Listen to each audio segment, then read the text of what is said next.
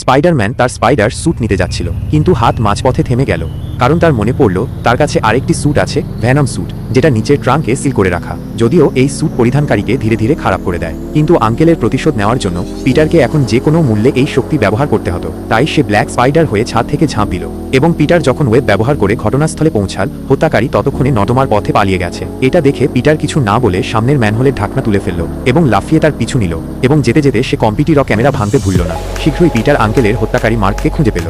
যখন সে জানতে পারল তার উদ্দেশ্য ছিল স্বয়ং পিটারকে হত্যা করা, তখন দুজনে কিছু না বলে মারামারিতে জড়িয়ে পড়ল। পিটার ওয়েব ছুঁড়ল এবং তারপর একটি জোরালো লাথি মেরে মার্ককে ফেলে দিল।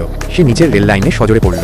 স্পাইডারম্যান জয়ের সুযোগ নিতে চেয়েছিল, কিন্তু তখনই সামনে থেকে একটি হাতুড়ির আঘাত তাকে ফেলে দেয়। ভাগ্যিস সে দ্রুত ছিল, নইলে ট্রেনের নিচে চলে যেত।